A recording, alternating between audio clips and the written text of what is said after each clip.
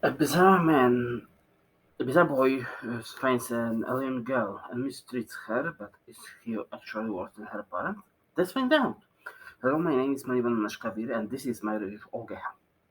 But before we begin, please like, comment, and subscribe to my channel. Are you done that? Cool.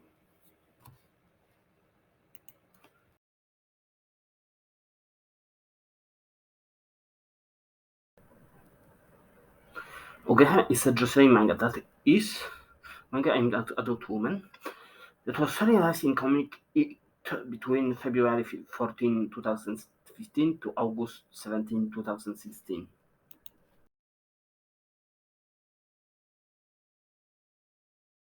Student, I think, is staring through his telescope when he sees some shooting star fall down from the sky and land in the park.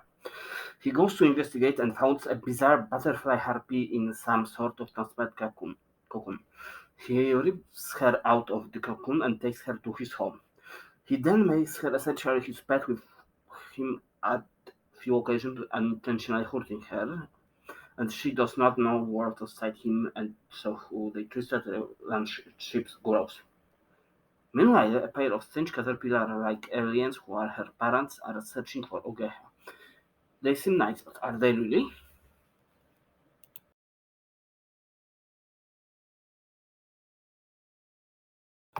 Kiji Satoshi, our protagonist.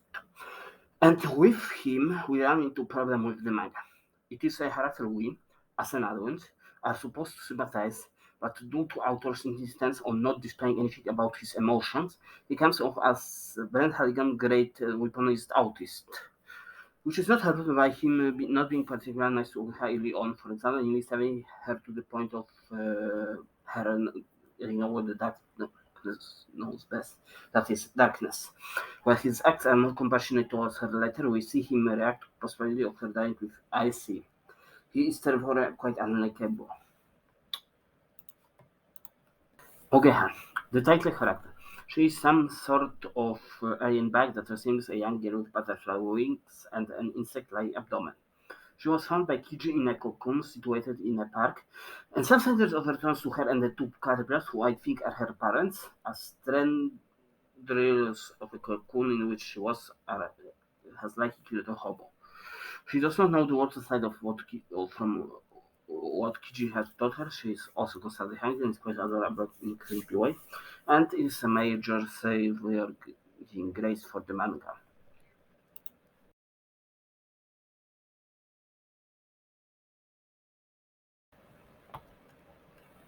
Art. The art is decent. Decent. It is retailed through not very dynamic. Profit does not have to be, since it's essentially a survival manga.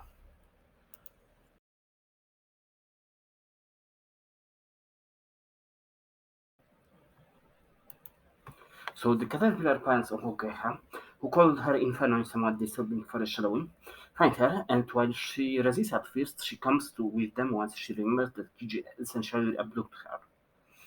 They live with some homeless guy in a shack, while Kiji starts to search for her. The caterpillars try to get her to mate with something, while she sincerely tells the hobo she befriended that all humans will be eaten. She does mate with something and lays a lot of eggs, with one of them being fertilized. She, the caterpillar, and the eggs then levitate, and when they reach some place, Kiji finds them. When he tries to communicate with one of the eggs, which he thinks is Ogeha, he fights with the egg, and Ogeha comes after him, crawling to the fertilized egg.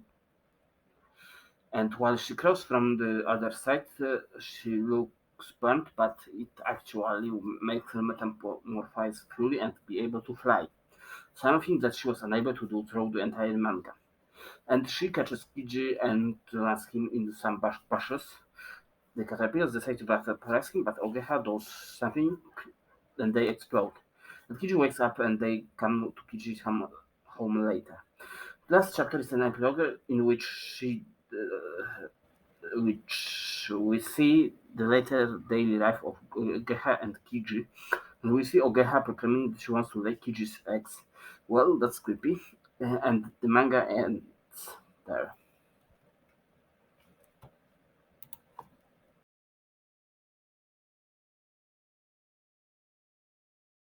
Okay, so let me be short. The manga has some really interesting character dynamics between Kiji and Ogeha, but it still feels as Kiji is really unlikable with mangaka decision to not give him any outward expression of his feelings at all. One manga gets a 3 out of 10 for me, as it was okay, but it dragged down to just mediocre.